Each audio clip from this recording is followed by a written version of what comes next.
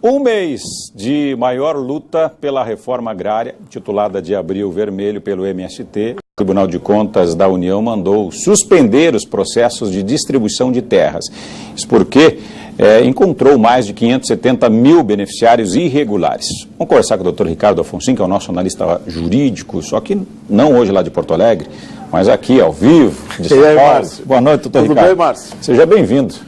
Obrigado, boa noite. Aliás, a gente estava falando de Brasília, de vez em quando o senhor costuma também falar lá da capital federal, a gente sabe que está, aliás, juridicamente falando, uma questão bastante polêmica no Brasil inteiro, essa não é diferente.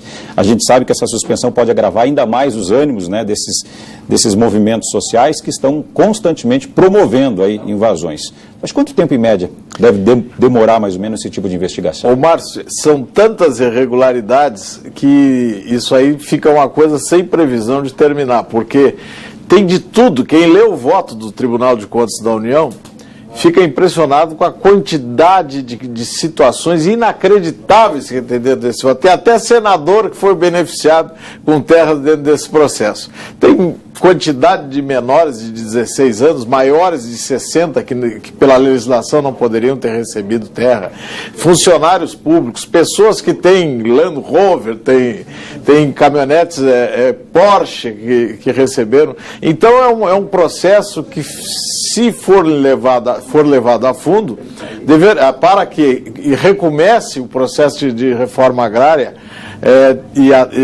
dependendo da conclusão desse processo do Tribunal de Contas, deverá demorar muito tempo, porque são muitas irregularidades e, no meu entender, até isso é bom que aconteça, porque continuar gastando, como o Brasil parece que já tem mais de 30 bilhões de reais que foram gastos em desapropriações de terras, essa coisa toda, e o processo se sabe que não vem atingindo os objetivos a que se propõe.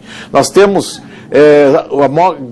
a grande maioria dos assentamentos inviáveis, sem qualquer estrutura, sem qualquer assistência técnica para os assentados. Então estamos investindo um dinheiro que o Brasil não tem num processo que não está atingindo seus objetivos. Realmente há necessidade, diante dessa apuração feita para o Tribunal de Contas, como já tinha sido feita numa CPI que andou no Congresso Nacional, onde se via pedágio dos assentados pagando para o MST, aquela cooperativa que existe justamente para repassar também dinheiro para o MST. Então as irregularidades são de toda a monta. Para variar, o Estado do Pará é o campeão nas irregularidades. Nós temos ali, parece que o Estado do Pará, infelizmente, se tornou uma terra sem lei realmente. Então, essa situação deve perdurar.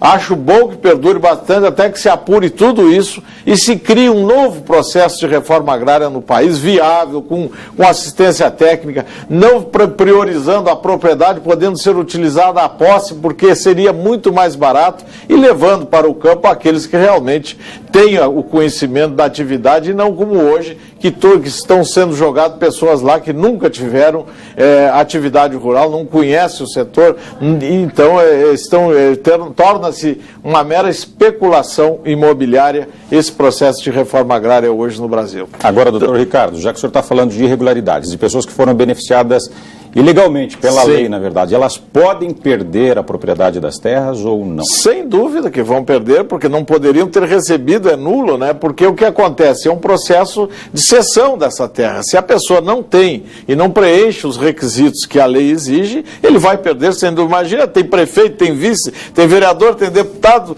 e senador proprietário. Estão falando de quase 600 beneficiários, 600 mil. Mil, exatamente. 600 mil, uma coisa impressionante. E isso, certamente, que tem muito mais, não se consegue apurar tudo que tem realmente numa situação dessa.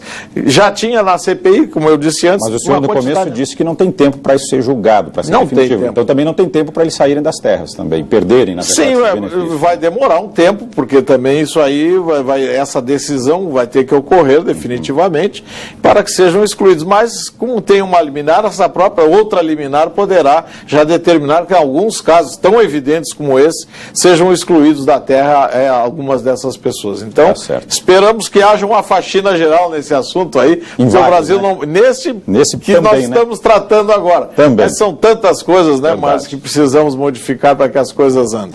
Doutor Ricardo, obrigado, bom retorno para o senhor, e semana que vem a gente fala de novo. Estamos aí. Um grande abraço. Um abraço. Boa noite, bom fim de semana. Boa noite a todos.